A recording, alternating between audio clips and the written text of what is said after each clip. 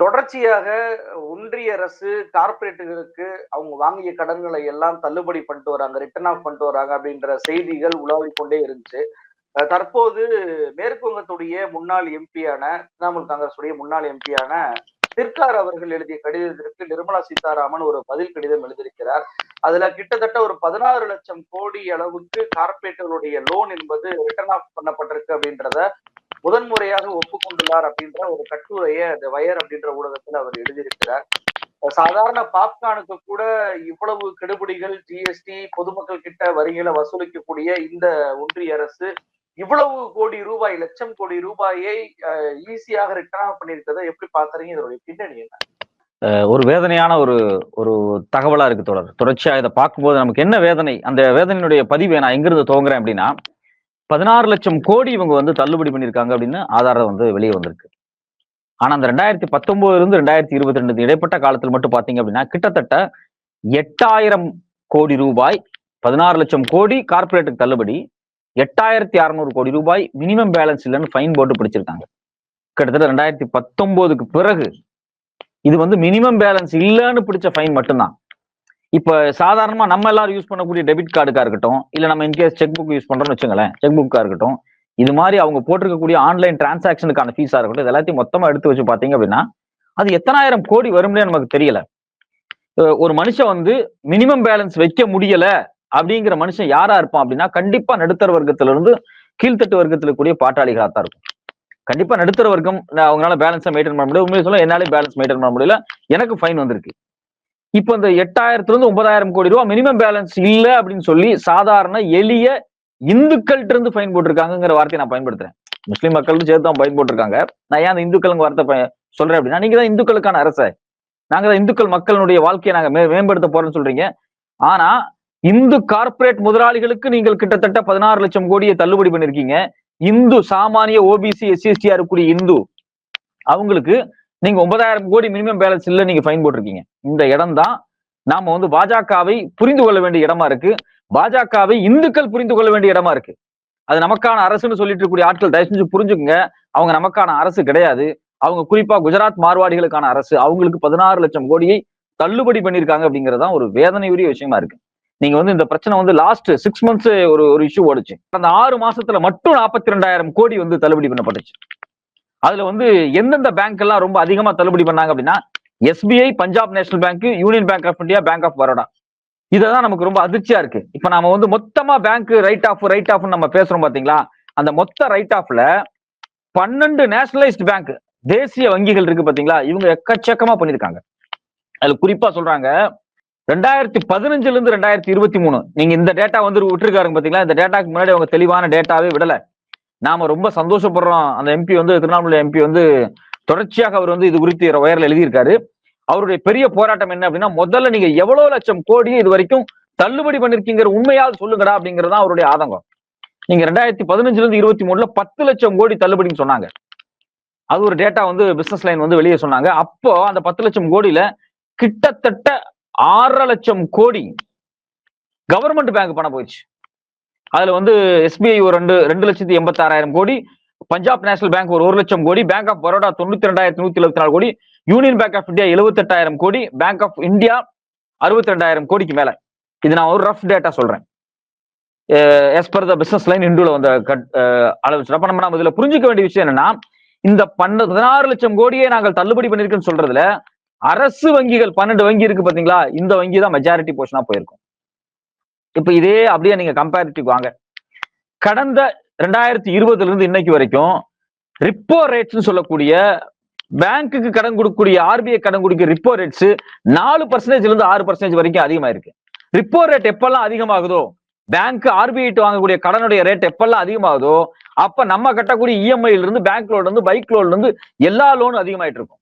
இப்ப நான் என்ன கேட்கிறேன், நீங்க ஒரு பக்கம் கார்பரேட்டுக்கு நீங்க 16 லட்சம் கோடியை நீங்க தள்ளுபடி பண்ணிட்டு, இன்னொரு பக்கம் சாமானிய இந்துக்கள் அப்படிங்கிற வார்த்தை நான் பயன்படுத்திய சொல்றேன், அவன் வாங்கக்கூடிய பைக்கு, அவன் போடக்கூடிய அந்த ஒரு கடன், ஒரு இஎம்ஐ, ஒரு மொபைல் வாங்கியிருக்கான், ஒரு வீட்டுக்கு தேவையான வாஷிங் மிஷின் வாங்குறாங்க பெண்கள், ஒரு வீட்டுக்கு தேவையான ஒரு டிவி வாங்கியிருப்பாங்க.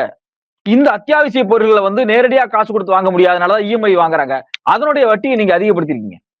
இந்த 16 லட்சம் கோடியை அது ஒரு லாபமாக மாறி வங்கி மக்களுக்கு டிவிடெண்டா கொடுத்துருக்கணும் ஒரு பக்கம். வங்கி ஷேர் யாரெல்லாம் கவர்மெண்ட் ஷேர் வச்சிருக்கானோ அவனுக்கு நீங்க டிவிடெண்டா கொடுத்துருக்கணும், அது வேற தனி ஏரியா.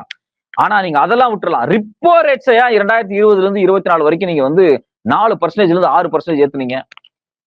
அதனால இன்னைக்கு வந்து எவ்வளவு நம்ம இஎம்ஐ கட்டிக்கிட்டு இருக்கோம், எவ்வளவு வந்து லோன் கட்டிக்கிட்டு இருக்கோம், லோனுக்கான வட்டியை நம்ம கட்டிக்கிட்டு இருக்கோம். சோ அப்ப இது வந்து ஒரு திட்டமிட்ட ஒரு பெரிய சதி இங்க நடந்துகிட்டே இருக்கு. இந்த சதி வந்து கிட்டத்தட்ட இந்த 16 லட்சம் கோடி அப்படிங்கிறது இதுவே என்ன பொறுத்த வரைக்கும் ரஃப் டேட்டா தான். இன்னும் அவங்க ரொம்ப கிளியரான டேட்டா விட்டாங்க அப்படின்னா, பப்ளிக் செக்டர் பேங்க்ஸ் எவ்வளவு, பிரைவேட் எவ்வளவுன்னு விட்டாங்க அப்படின்னா, இது ஒரு பெரிய அதிர்வலையவே உருவாக்கிடும்.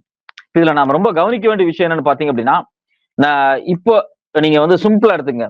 பட்ஜெட்ல டோட்டல் கேபிட்டல் எக்ஸ்பெண்டிச்சர்ல எஜுகேஷனுக்கு செலவு பண்ணக்கூடிய செலவு இருக்கு பாத்தீங்களா, அது அப்படியே ஸ்டேபிள் ஆகி குறைஞ்சுட்டே இருக்கு.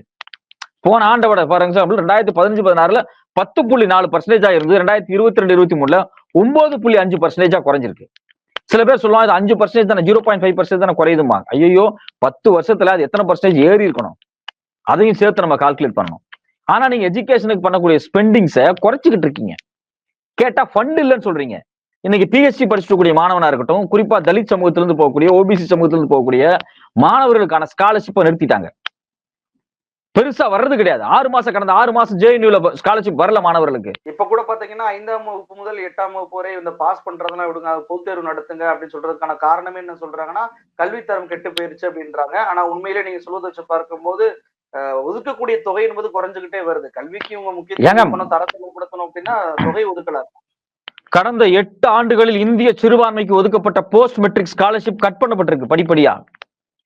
ஒரு இஸ்லாமிய சமூகத்திலிருந்து போயிருப்பான், ஒரு தலித் சமூகத்திலிருந்து போய் அவன் பிஹெச்டியை கஷ்டப்பட்டு படிச்சுக்கிட்டு இருப்பான். 3 மாசம் 4 மாசம் ஃபண்ட் ஒதுக்குறது கிடையாது. அவன் என்ன பண்ணுவான், அந்த 4 மாசம் சமாளிக்க முடியாது, அவனே வறிய நிலையிலிருந்து போயிருப்பான். அந்த 4 மாசம் 5 மாசம் முடியாம பிஹெச்டி ரிசர்ச்சுக்குள்ள போகாம ஏதாவது பார்ட் டைம் வேலைக்கு போறான்.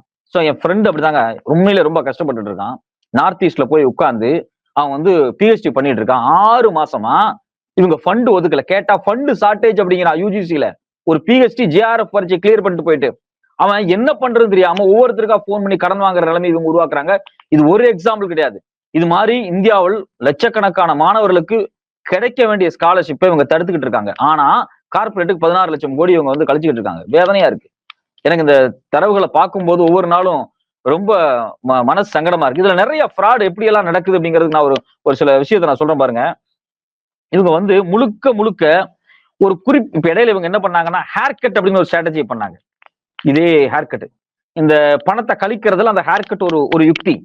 இவங்க என்ன பண்ணுவாங்க அப்படின்னா, ஒரு நிறுவனம் இருக்குன்னு வச்சுங்களேன், ஒரு 10,000 கோடி கடனை வாங்கியிருக்கான் அப்படின்னா, அவன் அந்த நிறுவனம் என்ன பண்ணுவான், எனக்கு வராக்கடன் ஆயிடுச்சு, நான் வந்து என்னால கட்ட முடியல, இன்சால்வெண்ட் ஆயிடுச்சுன்னு சொல்லும் போது பேங்க் என்ன நினைக்கும், இவன் கட்ட மாட்டான் அப்படிங்கிறதுனால அந்த 10,000 கோடி கடனை யாராவது 2,000 கோடி கடனை கட்டிட்டு இந்த நிறுவனத்தை எடுத்துக்கங்க அப்படிமாங்க, மொத்த சொத்தையும் எடுத்துக்கங்க அப்படிமாங்க.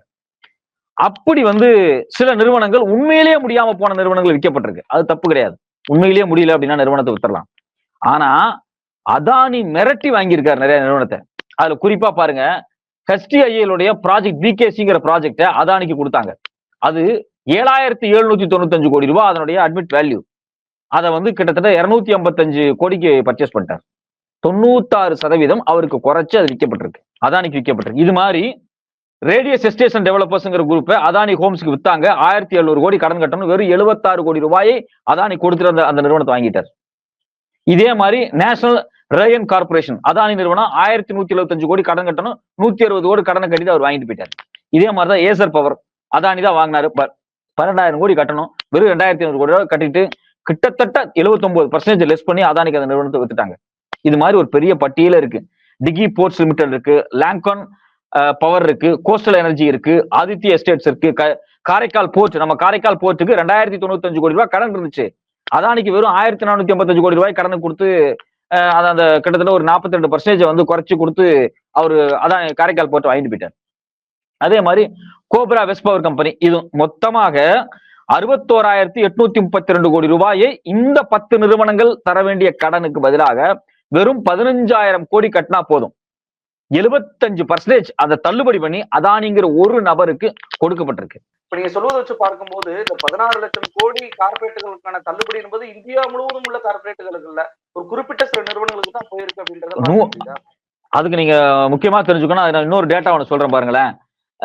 ஆல் இண்டியா பேங்கர்ஸ் அசோசியேஷன் வந்து ஒரு டேட்டாஸ் வெளியிட்டாங்க. ஏற்கனவே இப்ப போன வாரத்துல அவங்க வந்து ராகுல் காந்தியை பார்த்து மீட் பண்ணி பேசியிருக்காங்க. அதுல ஒரு குழு மட்டும் போய் ராகுல் காந்தியை பார்த்து பேசியிருக்காங்க. அந்த வீடியோவை ராகுலே வெளியிட்டார். பேங்கினுடைய அரசு வங்கிகளுடைய நிலைமை குறித்து பேசினாங்க. நான் ஒரு சின்ன டேட்டா சொல்றேன் பாருங்க. இவங்க வந்து ஒரு வருஷத்துக்கு முன்னாடி வெளியிட்டாங்க. 13 அக்கௌண்ட், 13 நிறுவனங்கள், லாஸ்ட்ல போன 13 நிறுவனங்கள், இன்சால்வென்ட் சொன்ன நிறுவனங்கள். அதுல அந்த ஸ்பெசிபிக் நிறுவனம் மட்டும்தான். இப்ப நீங்க ஏசர் கம்பெனி இருக்கானா அவன் 10 கம்பெனி நடத்துவான். அதுல ஒண்ணுதான் லாஸ் ஆயிருக்கும். அந்த ஒண்ணு அவன் இன்சால்வென்ட் போட்டு வித்துருவான். 13 நிறுவனங்கள்ல கிட்டத்தட்ட 10 நிறுவனங்கள் குஜராத்தியோடது. அந்த 13 நிறுவனங்களுடைய மொத்த கடன் 4,46,800 கோடி ரூபாய். இதை மத்த நிறுவனங்களுக்கு விற்கப்பட்டுச்சு. எவ்வளவு விற்கப்பட்டுச்சு அப்படின்னா 1,61,000 கோடி கொடுத்தா போதும் அப்படின்னு சொல்லி வித்துட்டாங்க. கிட்டத்தட்ட 64% கழிக்கப்பட்டு, அதுக்கு பேர் ஹேர் கட் அப்படிங்கிறான், வேற ஒரு நிறுவனத்துக்கு கொடுத்துட்டாங்க. இப்ப ஃபார் எக்ஸாம்பிள் ஒரு சின்ன விஷயத்தை மட்டும் நான் சொல்றேன் உங்களுக்கு. எலக்ட்ரோ ஸ்டீல்ஸ் 14,000 கோடி பணம் தரணும். லோனை வாங்கிட்டு தரல அவன். வெறும் 5,000 கோடி மட்டும் கட்டிட்டு வேதாந்த நிறுவனம் தூக்கிட்டு போயிட்டான். அதே மாதிரி வீடியோகான் 46,000 கோடி தரணும். வெறும் 2,900 கோடி கட்டிட்டு வேதாந்தா தூக்கிட்டு போயிட்டான். இது மாதிரி வேதாந்தா, ரிலையன்ஸ், டாடா இவங்க தூக்கிட்டு போனது எக்கச்சக்கம். இதுல இன்னொரு அதிர்ச்சியான தகவலை உங்களுக்கு சொல்றேன். அதை கேட்டா உங்களுக்கு இன்னுமே என்னடா இவ்வளவு போங்கா இருக்குன்னு நீங்க நினைப்பீங்க. இப்ப வேதாந்தா காசு கொடுத்து இதை வாங்கிட்டான், ரிலையன்ஸ் காசு கொடுத்து இதை வாங்கிட்டாங்க, ரிலையன்ஸ் அதானி காசு கொடுத்து வாங்கிட்டாங்க நம்ம சொன்னோம் பாத்தீங்களா. அவங்க எல்லாம் சொந்த பாக்கெட்ல இருந்து காசு போட்டு வாங்கல. இப்ப இந்த வேதாந்தா குரூப் பாருங்க, வீடியோகான் 46,000க்கு பதிலா வெறும் 2,900 கோடி கொடுத்து வாங்கிட்டான் பாத்தீங்களா. இந்த 2,900 கோடி இந்த பேங்க் தான் கடனா கொடுத்துருக்கும். இந்த அதிர்ச்சியான தகவல் வந்து எனக்கு ரொம்ப, நீங்க அது நான் வந்து இந்த ஒரு சாமியார் வந்து இந்தியாவே கரப்ஷன் ஆயிடுச்சுன்னு சொல்லிட்டு டெல்லியில போராட்டம் எல்லாம் பண்ணாரு ஞாபகம் இருக்கு உங்களுக்கு. இந்த பதபஞ்சலி குரூப் அவங்க சோயா பீன்ஸ் ஒரு கம்பெனி வாங்கினாங்க. இன்னைக்கு அவங்க சொத்து கிட்டத்தட்ட ஒரு 40,000 கோடிக்கு மேல போயிருச்சு. அவனோட மொத்த ரெவன்யூவே ஒரு 600 கோடிக்குள்ள இருந்தது எப்போ மோடி வர்றதுக்கு முன்னாடி. இன்னைக்கு அவன் எங்கேயோ போயிட்டான். அவனுக்கு இப்படிதான் என்ன பண்ணாங்க அப்படின்னா, இந்த சோயாபீன்ஸ் கம்பெனியை வாங்குறதுக்கு நஷ்டத்துல இருக்கிற கம்பெனியை அடிமட்ட ரேட்டுக்கு வாங்குறாங்க. கேட்டா என்ன சொல்லுச்சுன்னா, இப்ப எஸ்பிஐ பேங்க் என்ன சொல்லுச்சுன்னா, இவன் எவ்வளவு பணம் தரணும், தரமாட்டுங்கிறான், இன்சால்வெண்ட் ஆயிட்டான், அதனால இந்த வந்து பதப்பஞ்சலிக்கு நாங்க விக்கிறேன்னு சொல்லிட்டு, பதப்பஞ்சலி ஒன்னும் அவங்க அப்பன் காசுல போய் அதை வாங்கல. அவன் வாங்குறதுக்கு இதே எஸ்பிஐ தான் லோன் கொடுக்குது. இது எப்படி நம்ம எடுத்துக்கிறது? அவங்க 1 லட்சம் கோடி கடன் தரணும், 50,000 கோடி கடனை கொடுத்துட்டு இந்த லோன் இந்த கார்பரேட் எல்லாம் நீங்க எடுத்துக்கன்னு சொல்றான் பேங்க்காரன். அந்த 50,000 கோடியும் இதே பேங்க் கிட்ட தான் வாங்கி அந்த கடனை வாங்குறான். இது நீங்க வந்து இந்த சுந்தரராஜனும் வடிவேலும் இந்த கோழி வாங்கிட்டு ஒரு சண்டை நடக்கும் பாத்தீங்களான்னு, அந்த சண்டை மாதிரிதான். இது நமக்கு புரியவே புரியாது. சுத்தி ஒரு வடிவேலும் பார்த்திபனும் 100 ரூபாய் கடனை வாங்கிட்டு திருப்பி குழப்புற மாதிரியா இருக்கும் பாத்தீங்களா. அதே மாதிரிதான் கடனை கடைசி வரைக்கும் உனக்கு கட்ட போறதே கிடையாது. சில பேர் ரொம்ப பெருமையா சொல்றாங்க, ஏங்க லாஸ் ஆன நிறுவனத்தை அதானி கஷ்டப்பட்டு வாங்கியிருக்காருங்க. லாஸ் ஆன நிறுவனத்தை அவர் சொந்த காசு போட்டு வாங்கல. அதே எந்த பேங்குக்கு அவர் கடன் தரணுமோ அந்த பேங்க் கொடுத்த கடன்ல இருந்தாப்பா அவர் வாங்கியிருக்காரு அப்படிங்கறதா நமக்கு அதிர்ச்சியூட்டக்கூடிய தகவலா இருக்கு. சோ அப்போ ஒவ்வொன்னா இப்படி தொடர்ச்சியாக வங்கியில கடனை வாங்கிட்டு, அதுக்கு பேர் நான் பெர்ஃபார்மிங் அசட்ஸ்னு சொல்லுவாங்க. பேங்கோட பேலன்ஸ் ஷீட்ல பாத்தீங்க அப்படின்னா லைபிலிட்டிஸ், அசட்ஸ் 2 பக்கம் இருக்கும். அந்த அசட்ஸ்ங்கிறது மொத்த வங்கியினுடைய சொத்துக்கள் என்ன அப்படின்னு பட்டியலிடுவாங்க. இந்த சொத்துக்கள்ல கடனும் சொத்தா தான் கன்சிடர் பண்ணப்படும். அதான் காலங்காலமாக வந்து அக்கௌண்டிங்கோட நடைமுறை. எவ்வளவு பேர் நம்ம கடன் வாங்கியிருக்காங்களோ அவங்கள வந்து டெட்டார்ஸ்னு சொல்லுவாங்க. இந்த கடன் வாங்கினவங்களையும் சேர்த்து சொத்தா தான் காமிக்கப்படுவாங்க. அந்த சொத்துல இந்த என்பிஎஸ் அவங்க கழிக்கிறாங்க, ரைட் ஆஃப் பண்றாங்க. அப்படி ரைட் ஆஃப் பண்றதுதான் ஒரு பெரிய அதிர்ச்சியா இருக்கு. கேட்டா நாங்க பேலன்ஸ் ஷீட்டை ஸ்ட்ரென்தன் பண்ண போறோம் அப்படின்னு சொல்லிட்டு இது ஒரு அக்கௌண்டிங் நடைமுறையா மட்டுமே சொல்றாங்களே தவிர, இது மக்களுடைய பணம் அப்படிங்கறத எந்த இடத்துலயுமே அவங்க பேச மாட்டேங்கிறாங்க. இதுல வேதனையான விஷயம் என்ன அப்படின்னா, கிட்டத்தட்ட பாத்தீங்க அப்படின்னா இந்தியாவுல வந்து நம்மளுடைய மொத்த வராக்கடன் இருக்கு பாத்தீங்களா, அதுல ஒரு 171% ஒரு பேங்கினுடைய மொத்த பேங்கோட டோட்டல் அட்வான்ஸ் அவங்களுடைய பணம் இருக்கு அப்படின்னா, அதுல மேக்சிமம் 1%ல இருந்து 1.5%க்குள்ளதான் வராக்கடனா இருக்கும். உலக நாடுகளுடைய பட்டியல் எல்லாம் எடுத்து பாத்தீங்கன்னா அவ்வளவுதான் இருக்கும். இப்ப நமக்கு வந்து மேக்சிமம் எவ்வளவு இருக்கலாம் வராக்கடன் அப்படின்னா 1.7 லட்சம் கோடி இருக்கலாம், மேக்சிமம் 2 லட்சம் கோடி இருக்கலாம். அதுக்கு மேல வராக்கடன்லாம் நமக்கு இருக்கக்கூடாது. எனக்கு தெரிஞ்சவங்க இப்ப 16 லட்சம் கோடி வெளியிட்டு இருக்காங்க. ஏற்கனவே உயர் பத்திரிகை ஒண்ணு சொன்னாங்க, 20 லட்சம் கோடிக்கு அதிகமாக வராக்கடன்கள் இருக்கு அப்படிங்கிறாங்க. அப்ப 2 லட்சம் கோடி இருக்க வேண்டியது 20 லட்சம் கோடியா இருக்கு. இதுதான் மோடியோட சாதனை.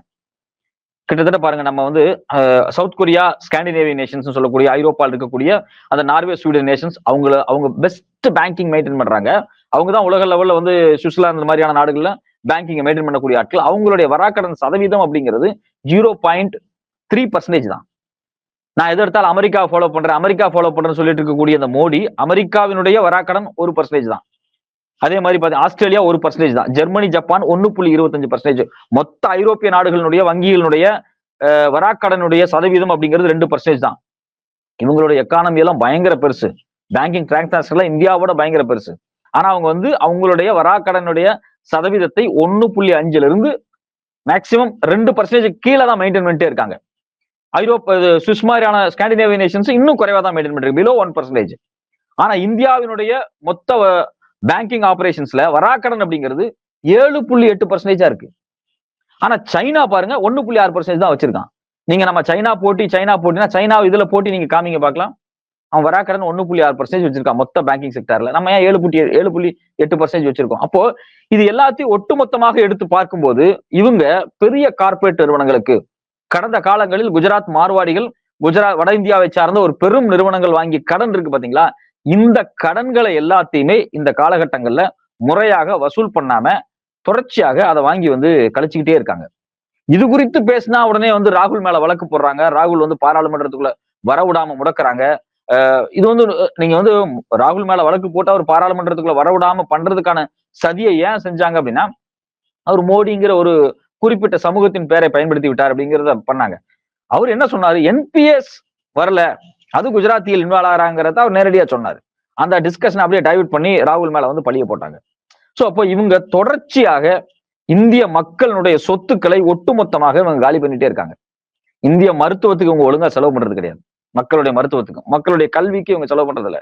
கேட்டா நாங்க வந்து மருத்துவத்துக்கு நிறைய செலவு பண்ண ஆரம்பிச்சிட்டோம்னு சொல்லுவாங்க. அந்த செலவெல்லாம் அரசு நேரடியா பண்றது கிடையாது. அரசு பேர்ல அப்பவும் கார்பரேட்டுக்கு இன்சூரன்ஸா தான் போயிட்டு இருக்கு. ஒரு பெரும் தொகை நாங்க ஒதுக்கி இருக்கோம், பழைய காலத்தோட இப்ப நிறைய ஒதுக்கி இருக்குன்னு சொல்லுவாங்க. அதெல்லாம் சாமானிய மக்களுக்கு கேபிட்டல் எக்ஸ்பெண்டிச்சரெல்லாம் கன்வெர்ட் ஆகிறது கிடையாது. அது முழுக்க முழுக்க பாத்தீங்க அப்படின்னா ஒரு தனிப்பட்ட இன்சூரன்ஸ் நிறுவனங்களுக்கு அது வந்து பணமா தான் போயிட்டு இருக்கு. சோ இப்ப மக்கள் குறித்தான, மக்களுடைய அடிப்படை வாழ்வாதாரம் குறித்தான எந்த ஒரு திட்டமே அந்த திட்டத்துக்கு செலவு பண்றதுக்கு இவங்க தயாரா இல்ல. மாணவர்கள் இருந்து சீனியர் சிட்டிசன் வரைக்கும் இவங்க வந்து பழி வாங்கிட்டு இருக்காங்க. எங்க சீனியர் சிட்டிசன் ட்ரெயின்ல போறாங்க, அவங்களுக்கு கொடுத்துட்டு இருந்தக்கூடிய அந்த உரிமை தொகை, நம்மளுடைய முதலமைச்சருடைய மாநில அதை நான் உரிமை தொகை தான் சொல்லுவேன். ஏன்னா உண்மையிலேயே ஒரு சீனியர் சிட்டிசனுக்கு இந்த இந்திய நாடு கொடுக்கக்கூடிய உரிமை தான். அவங்க காலங்காலமா டாக்ஸ் பே பண்ணிருக்காங்க. அந்த உரிமை கன்செஷன் அதை வந்து இவங்க வந்து கட் பண்ணிட்டாங்க. வேதனையா இருக்கு. மாணவர்களுக்கு ட்ரெயின்ல போகக்கூடிய கன்செஷன் அவங்க குறைச்சிருக்காங்க. இப்ப இதெல்லாம் அவங்களுக்கு பிரச்சனையா இருக்கு. இதெல்லாம் கொடுக்கறது சிக்கலா இருக்கு. நிர்மலா சீதாராமன் கொடுத்த ஒரு பேட்டியை பாத்தீங்க அப்படின்னா அதுல அவங்க என்ன சொல்றாங்க அப்படின்னா, நாங்க வந்து ஏழைகள் பயன்படுத்தக்கூடிய வீட்டுல தேவையான உணவுப் பொருட்களுக்கு நாங்க வந்து ஜிஎஸ்டி போடல, ஹோட்டல்ல சாப்பிடறவங்களுக்கு தான் போடுறோம் அப்படிங்கிறாங்க. நான் என்ன கேட்கிறேன், ஹோட்டல்ல சாப்பிடறவங்களுக்கு போடுறது எவ்வளவு பெரிய தவறு. இன்னைக்கு பெரும்பாலான நடுத்தர வர்க்கம் தன்னுடைய வாழ்க்கையில வேற வழியே இல்லாம சென்னையில வேலை பார்க்கக்கூடியவங்க ஏதோ ஒரு ஹோட்டல்ல சாப்பிட்டு தான் வேலை பார்த்துக்கிட்டு இருக்காங்க. ரெண்டாவது, ஒரு ஏழை எளிய பாட்டாளியா இருக்கக்கூடிய மக்கள் ஏன் வந்து ஒரு ஹோட்டல்ல போய் சாப்பிடுறது உங்களுக்கு வந்து ஒரு பெரிய விஷயம், நீங்க ஹோட்டல்ல போய் சாப்பிடுறீங்க அப்படிங்கிற மாதிரி அவங்க ஒரு அப்படியே கண்ணை தூக்கி பாக்குறாங்க. சோ அப்ப இவங்களுக்கு இருக்கக்கூடிய அடிப்படையிலேயே ஒரு சாதி வர்ணாசிரம மனநிலை தான். நீங்க வந்து இந்தியாவினுடைய சனாதன தர்மத்தை எடுத்து பாத்தீங்க அப்படின்னா அது வந்து குறிப்பிட்ட சாதிக்கானதாக தான் இது பொருளாதாரத்தையே மாத்துது, சமூகத்தையே மாத்துது. இன்னைக்கும் அதே தான் எக்ஸிஸ்ட் ஆகிக்குது. மொத்த இந்த வராக்கடன் தள்ளுபடி பண்ணப்பட்டதுல பெரும்பாலும் ஒரு குறிப்பிட்ட உயர் சாதிய ஒரு வைசிய சாதியை சார்ந்ததுக்கு தான் போயிருக்கும். அப்ப இதுல எஜுகேஷன் லோன் வாங்கின பையன், விவசாய கடன் வாங்கினவங்க, இவங்க எல்லாம் யாரு? இவங்க எல்லாம் இந்த இதே இந்து சமூகத்தில் இருக்கக்கூடிய ஓபிசியா இருப்பாங்க, எஸ்சிஎஸ்டி மக்களா இருப்பாங்க. அதுலதான் ஒரு கேள்வி வருது. நீங்க பேசும்போதே சொன்னீங்க, வராக்கடனான வசூலிக்கவே முடியாம திவாலான நிறுவனங்களை அதானியும் சரி, சில குறிப்பிட்ட நிறுவனங்களும் சரி கம்மியான தொகைக்கு வாங்கியிருக்காங்க, அதையும் கடன்ல தான் வாங்கியிருக்கிறாங்க, அதே லோன் தான் கடனா கொடுத்திருக்கு அப்படின்னு. அப்ப வராக்கடன் ஆவது என்பது எத்தகைய பாதிப்பை பொதுமக்கள் தரப்புல ஏற்படுத்தும்? இப்ப நீங்க ஹோட்டல்ல போய் சாப்பிடுவதுல வரி போடுறத நிர்மலா சீதாராமன் பேசுனது சொன்னீங்க. அந்த ஹோட்டலுடைய வணிக சிலிண்டரோட விலையும் ஏற்றப்படுகிறது. சமீபத்துல ஜிஎஸ்டி குறித்த ஒரு விவாதம் வந்து வச்சு அன்னபூர்ணா வந்து ஜிஎஸ்டி பண்ணை பத்தி பேசும்போது அவரையும் மன்னிப்பு கேட்க வச்சாங்க. இப்ப சமீபத்தில் நடந்த ஜிஎஸ்டி கூட்டத்துல கூட ஹெல்த் இன்சூரன்ஸ் மக்களுக்கு உருவாக்குற அந்த ஹெல்த் இன்சூரன்ஸோடைய ஜிஎஸ்டி குறைங்க அப்படின்னு சொல்லி நிதின் கட்கரியே ஒரு கடிதம் எழுப்பினார்.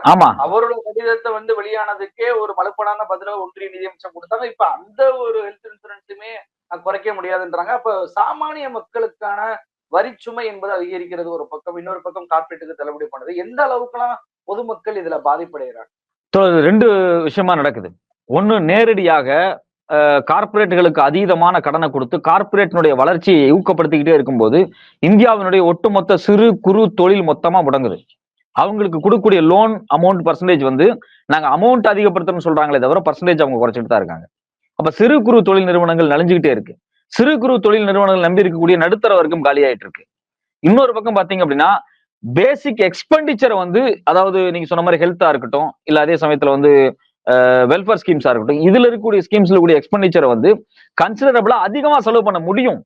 அதுல இவங்க வந்து ஒரு ரெஸ்ட்ரிக்ஷன்ஸ் போட்டுட்டே இருக்காங்க. இது எல்லாமே நேரடியாக நடுத்தர மக்களை பாதிக்குது. நம்ம பேங்கிங் குள்ள இருந்து சாமானிய மக்களை பார்த்தா அப்படின்னா எல்லாத்துடைய இஎம்ஐ வட்டி விகிதம் கூடிக்கிட்டு இருக்கு.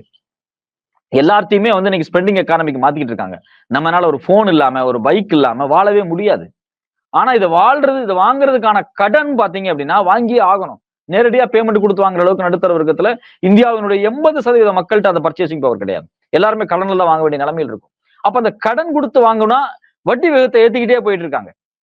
நான் என்ன கேட்கிறேன், நீங்க பேங்கிங் மட்டும் பேசுவோம். நீ பேங்கிங்ல வரா கடன் தள்ளுபடி பண்றீங்க, ஆனா எங்களுக்கு வந்து வட்டி விகிதத்தை அதிகம் பண்றீங்க. அப்ப இந்த வட்டி விகிதத்தை யார்கிட்ட இருந்து வசூல் பண்றீங்க? இதே ஏழை மக்கள் இருந்து வசூல் பண்றீங்க. மினிமம் பேலன்ஸ் இல்லன்னு யார்கிட்ட வசூல் பண்றீங்க? இதே ஏழை மக்கள் இருந்து வசூல் பண்றீங்க. இப்படி ரெண்டாவது முக்கியமான விஷயம், பேங்கிங் செக்டாருக்கு உள்ள போய் பாத்தீங்க அப்படின்னா நேஷனலைஸ்டு பேங்க்ல வேலை செய்யக்கூடிய எம்ப்ளாயிஸ் இருக்காங்க இல்லையா, அவங்க ஒரு நாளைக்கு 10 மணி நேரம் தாண்டி வேலை செய்யறாங்க. அவங்களுக்கு ஒரு நெருக்கடி இருக்கு. நீங்களே இந்த கார்பரேட்டுக்கு லோன் கொடு, அந்த கார்பரேட் லோன் கொடுன்னு பேக்ரவுண்ட்ல இருந்து பிரஷர் வந்துட்டே தான் இருக்கு. பிற்பாடு பாத்தீங்கன்னா அந்த கார்பரேட் தரமாட்டேங்கன்னா வசூல் பண்ண முடியாது. அது யார் தலையில போய் திருப்பி விழுகுது அப்படின்னா பேங்க் எம்ப்ளாயிஸ் தலையில போய் விழுகுது. அதனாலதான் இன்னைக்கு ராகுல போய் all India bankers employee association சார்பா தான் பாக்குறாங்க. ஏன் பாக்குறாங்கன்னா இவங்க கார்பரேட்டுக்கு இஷ்டத்துக்கு லோனை கொடுத்துட்டு இஷ்டத்துக்கு கழிச்சிட்டு இருக்கும்போது வங்கியினுடைய ஏற்ற இருக்கு பாத்தீங்களா, வண்டியை ஒரு ஸ்ட்ரென்த்தான வங்கியை வந்து இவங்க காலி பண்றாங்க. ஆனா இந்த நிர்மலா சீதாராமன் எந்த தகுதியுமே இல்லாம பாராளுமன்றம் நின்றுட்டு இந்திரா காந்தியை பத்தி பேசுவாங்க. இவங்க வந்து நேருவை பத்தி பேசுறாங்க. நான் என்ன கேட்கிறேன், நேரு 365 பிஎஸ்யூஸ் இன்னைக்கு உருவாக்கி வச்சிருக்காரு. இன்னைக்கு இந்தியாவில 380 நினைக்கிறேன் இவ்வளவு பிஎஸ்யூஸ் இருக்கு. நவரத்னால இருந்து அவ்வளவு பிஎஸ்யூஸ் பப்ளிக் செக்டார் அரசு நிறுவனங்களை உருவாக்கி வச்சது நேரு, இந்திரா காந்தி தான். இந்திய வரலாறில் அதிகப்படியான அரசு நிறுவனங்களை உருவாக்கியவர் இந்திரா காந்தி. இந்த பேங்க் நேஷனலைஸ் பண்ணதுல இருந்து இன்னைக்கு பிஎஸ்யூஸ் மொத்த சொத்து 200 லட்சம் கோடி. நிலம் மட்டும் இல்லாம மத்த ப்ராப்பர்ட்டி, பேங்க் பேலன்ஸ், நீங்க வந்து அவங்களுடைய பினான்சியல் அசெட்ஸ் பார்க்கும்போது 200 லட்சம் கோடி. இந்த இந்தியா மிகப்பெரிய திவாலை நோக்கி நகர்ந்தால் கூட அரசு நிறுவனங்களை வச்சு இந்த மக்களை காப்பாத்திர முடியும், சோறு போட்டு காப்பாத்திர முடியும். ஆனா நீங்க என்ன பண்ணீங்க? உங்க தலைவர் வாஜ்பாய் என்ன பண்ணாரு? வந்த உடனே டிஸ்இன்வெஸ்ட்மெண்ட் ஒரு துறையை உருவாக்குனாரு. விற்கிறதுக்கு ஒரு தனி துறையை உருவாக்குனாங்க. அதுல அவர் தான் முதல்ல விற்க ஆரம்பிக்கிறாரு. ஒரு விற்கிற கலாச்சாரத்தை உருவாக்குறாரு. இன்னைக்கு இந்த அம்மா வந்தோடனே என்ன பண்ணாங்க? மோடி வந்தோடனே 23 நிறுவனங்களை வித்து 4 லட்சம் கோடி திரட்டிருக்காங்க. இது ஒரு பெருமையான்னு கேட்கிறேன். ஏங்க நம்ம அம்மா அப்பா இருக்காங்க, நமக்காக சொத்து சேர்த்து வச்சுட்டு போயிருக்காங்க. நாம அதை வித்து செலவு பண்ணா நம்ம அம்மா அப்பா சந்தோஷப்படுவாங்களா? ஆனா நம்ம அம்மா அப்பா நம்ம திட்டுறதுக்கு ஏதாவது நமக்கு அருகதை இருக்கான்னு கேட்கிறேன் நான். ஏன்னா இவ்வளவு சொத்துக்களை அம்மா அப்பா ஒரு வீடு, லேண்டு எல்லாம் சம்பாரிச்சு வச்சுட்டு போயிருக்காங்க. நேருவும் இந்திரா காந்தியும் இந்த நாட்டுக்கு, இந்த மக்களுக்கு சம்பாரிச்சு வச்சுட்டு போனாங்க. இது எல்லாத்தையும் வித்துட்டு அதை பெருமையா வேற சொல்லிட்டு இருக்காங்க. இதுக்கு ஒரு டார்கெட் வேற வச்சிருக்காங்க, 8 லட்சம் கோடி அச்சீவ் பண்ண போறோம் அப்படின்னு. இதுல முக்கியமான விஷயம் என்னன்னா, இப்ப ரயில்வேஸை விற்கிறாங்க, ரயில்வேஸ் ப்ராப்பர்ட்டிஸ் விற்கிறாங்க, ஓஎன்ஜிசி இருக்கக்கூடிய ப்ராப்பர்ட்டிஸ் விற்கிறாங்க, ஆயில் ரீஃபைனரிஸனுடைய ப்ராப்பர்ட்டிஸ் வித்திருக்காங்க. இது மட்டும் இல்லாம சென்னையில கூட காமராஜர் போர்ட் முதல் கூட அவங்க வந்து ஷேர்ஸ் வித்துட்டாங்க. இதுக்கு நிலம் கொடுத்தவன் யாருங்க? ஏழை விவசாயி கொடுத்திருப்பான், மீனவன் கொடுத்திருப்பான். இவெல்லாம் எதுக்கு கொடுத்தான்?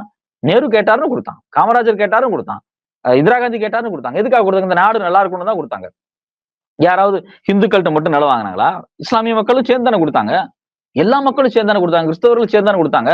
பெரும்பாலான கடற்கரை வாழக்கூடிய மக்கள் எல்லாம் கிறிஸ்தவர்களா இருந்தாங்க. போர்ட் கட்டணும்னு வந்து கேட்கும் போது யாரு கொடுத்தது? கிறிஸ்தவ மக்கள் தான் இந்த நாட்டினுடைய சொத்தை கொடுத்தாங்க. இந்தாங்க நிலம் எடுத்துங்க, ஓகே ஒரு போர்ட்டை கட்டட்டும் அப்படின்னு. இப்ப அரசு நிறுவனங்களை இந்த எளிய ஏழை மக்களுடைய சொத்துக்களில் உருவாக்கப்பட்டதுதான் வங்கி முதல் கொண்டு. இந்த கட்டமைப்புகள் எல்லாத்தையும் வித்து திங்கக்கூடிய மனநிலையில் இந்த மோடி அரசாங்கம் இருக்கிறது. இதுக்கு ஒரு பாலிசி வேற வச்சிருக்காங்க. ஆனா இதை கேள்வி கேட்கக்கூடிய காங்கிரஸ் மாதிரி, ராகுல் காந்தி மாதிரி ஆட்களை வந்து இவங்க தொடர்ச்சியா வந்து ஒரு தேச விரோதியாக சித்தரிக்கிறதுக்கான போக்கை இவங்க உருவாக்கிட்டே இருக்காங்க. அவரை கைது பண்ற போக்குறதை உருவாக்குறாங்க. அப்போ என்னை பொறுத்த வரைக்கும் இந்த தேசிய நிறுவனங்கள், இந்த பிஎஸ்யூஸ், இதனுடைய சொத்துக்கள், குறிப்பா வங்கியினுடைய பணம், வங்கியினுடைய சொத்துக்கள், இது எல்லாமே காப்பாற்றப்படணும் அப்படின்னா பாஜகவும் இந்த மோடி குரூப்பும் முதல்ல பதவி விலகணும்.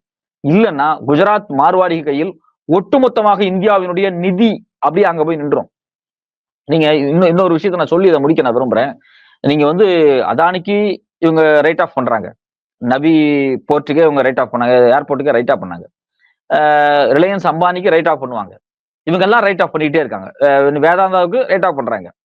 நான் என்ன கேட்கிறேன், ஆனா தமிழ்நாட்டில் இருக்கக்கூடிய சரவணா ஸ்டோர்ஸ் அண்ணாச்சி வந்து 5 கோடி ரூபாய் பேலன்ஸ் வச்சிருக்காரு, 6 கோடி ரூபாய் பேலன்ஸ் வச்சிருக்காருன்னு அவர் பேரையே பயங்கர களங்கப்படுத்துற மாதிரி அவரு இடமெல்லாம் ரைடு பண்ணி ஒரு பெரிய அலப்பறையை கிரியேட் பண்ணாங்க. கோல்டு வின்னர் ஆயிலுக்குள்ள பூந்து மிகப்பெரிய ரைடு பண்றாங்க. நிஜாம் பாக்குக்குள்ள பூந்து ரைடு பண்றாங்க. சத்தி மசாலாக்குள்ள பூந்து ரைடு பண்றாங்க. அப்ப இந்தியாவில் நீங்க இவங்க எல்லாரும் இந்துக்கள் தான். இந்த இந்து முதலாளிகள் தான். அப்ப இந்த சிறு குறு நடுத்தர முதலாளிகள், இந்த முதலாளிகள் எல்லாத்தையும் நீங்க ரைடு பண்றீங்க. அப்ப உங்களை பொறுத்தவரைக்கும் இந்து அப்படிங்கிறது குஜராத்தில் இருக்கக்கூடிய அந்த வைசிய இந்துக்களும் பிராமண இந்துக்களும் தான் அவங்களுக்கு இந்துக்கள். அதே அன்னைக்கு நீங்க சரவணா ஸ்டோர்ஸ் ரைடு பண்ற அன்னைக்கு அதே அன்னைக்கு பத்திரிகை செய்தி என்ன அப்படின்னா, சரவணா ஸ்டோர்ஸ் ரைடு பண்றது ஒரு செய்தி, இன்னொரு செய்தி ரிலையன்ஸ் புதுசாக மாற்ற சென்னையில கொண்டு வந்து திறக்கிறான். அப்ப ரிலையன்ஸ் எந்த ஒரு உத்தமமான கம்பெனி, ஃபார்ச்சூன் ஆயில கொண்டு வந்து இறக்குறதுக்கு அதானிக்கு நீங்க வந்து அவ்வளவு வேலை பார்த்து கொடுக்குறீங்க சவுத் இந்தியால. கோல்டு வின்னர் ஆயில ரைடு பண்ணி முடக்குறீங்க நீங்க. சோ அப்ப இங்க சென்னையில் இருக்கக்கூடிய ஒரு நிறுவனத்துக்கு, ஒரு கேடிவி ஆயில் மில் நிறுவனங்களை நீங்க வந்து அதானியோட டைப் போடுறதுக்கு நீங்க வந்து உட்கார்ந்து பேக்ரவுண்ட்ல இருந்து அவங்களை மிரட்டி வேலை பாக்குறீங்க.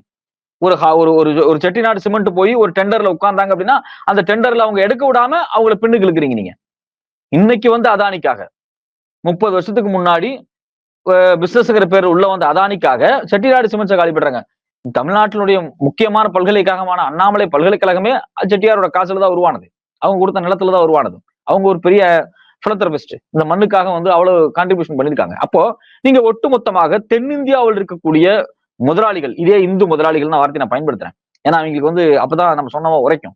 இந்து முதலாளிகளை திரும்ப திரும்ப திரும்ப திரும்ப காலி பண்ணிட்டு குஜராத்திகளுக்காக மட்டுமே இந்த பாஜக செயல்பட்டு கொண்டிருக்குது. அதுக்கு இந்தியாவினுடைய ஒட்டுமொத்த வங்கியும் செயல்பட்டு கொண்டிருக்குது. இந்தியாவுல இதுவரைக்கும் இந்த அரசு வங்கிகள் கொடுத்திருக்கக்கூடிய மொத்த கடன் இருக்கு பாத்தீங்களா, அந்த கடன்ல பெரும் பகுதி தென்னிந்தியாவுக்கு கிடையாது. முழுக்க முழுக்க வடமேற்கு இந்தியாவுக்கு மட்டும்தான், மகாராஷ்டிராவுக்கும் குஜராத்துக்கும் மையமாச்சு தான் கொடுக்கப்பட்டிருக்கு. ஏன் இந்த இந்த குறைபாடு எங்களுக்கு ஏன் கொடுக்கல? தமிழ்நாட்டுல இயங்கிட்டு இருக்கக்கூடிய இத்தனை வங்கிகள் இருக்கு, இவ்வளவு லட்சம் கோடியை லாபம் கொடுத்துட்டு இருக்கு, மிகப்பெரிய எக்கானமியை எங்கள் திராவிட அரசு உருவாக்கி இருக்கு. கடந்த 60-70 ஆண்டுகளில் நாம அடைஞ்ச சாதனை அப்படிங்கிறது இந்தியாவுல மிகப்பெரிய சாதனை, பல்வேறு போராட்டத்துக்கு பிறகு உருவான சாதனை. ஆனா எங்களுக்கு வந்து எங்க வணிகத்தை பெருக்கிறதுக்கு நீங்க வந்து டெண்டர் கொடுக்க மாட்டேங்க. சிம்பிளான விஷயம், சென்னை துறைமுகத்தை ஏன் வந்து ஒரு சரவணா ஸ்டோர்ஸ் கொடுக்க வேண்டியதானே, இல்ல காரைக்கால் துறைமுகத்துக்கு கொடுக்க வேண்டியதானே, ஏதோ ஒரு நிறுவனத்துக்கு, தமிழ்நாட்டை சார்ந்த ஏதோ ஒரு நிறுவனத்துக்கு கொடுக்க வேண்டியதானே. ஏன் நீங்க ஒரு தமிழ் நிறுவனத்துக்கு கொடுக்காம நீங்க வந்து ஏன் குஜராத்துக்கு கொடுக்குறீங்க? அப்ப தமிழ்நாட்டில் இருக்கக்கூடிய தென்னிந்தியாவில் இருக்கக்கூடிய ஒட்டுமொத்தமாக முக்கியமான 2 துறைமுகத்தை ஆந்திராவில் இருக்கிறத வந்து அதானி கொடுத்துருக்காங்க. ஏன் அங்க தெலுங்கு பேசக்கூடியவனுக்கு காசே கிடையாதா? அவன் சாதாரண ஒரு படத்தையே 500 கோடி போட்டு எடுத்துக்கிட்டு இருக்கான். அவனால ஒரு போர்ட்டை ஈஸியா வாங்கிட்டு போயிட்டே இருக்க முடியும். ஆனா அவனுக்கு டெண்டர்ல நீங்க கொடுக்க மாட்டீங்க. அவனுக்கு இடி ரைடு விடுவீங்க, இன்கம் டாக்ஸ் ரைடு விடுவீங்க, கஸ்டம்ஸ் அவனை நெருக்குவீங்க, நெருக்கி அவன்கிட்ட பத்திரத்துல பணம் வாங்கிக்குவீங்க, பாண்ட்ல. அதுக்கு மட்டும் மிரட்டி மிரட்டி பணத்தை வாங்கிக்குவீங்க. ஆனா பிசினஸ் அவன் கையில நீங்க கொடுக்க மாட்டீங்க. சோ இந்த நிலைமை ஒட்டுமொத்த தென்னிந்தியாவுக்குமே ஒரு நெருக்கடியான நிலைமை. இதுக்கு வங்கிகள் எல்லாமே துணை போகுது. அதான் முக்கியமான விஷயம். இந்த வங்கிகள் எல்லாமே ஒட்டுமொத்தமாக குஜராத், மார்வாடி இந்த குழுக்களின் கையில் போய் மண்டியிட்டு நிக்க வேண்டிய நிலைமைக்கு உருவாக்கி இருக்காங்க.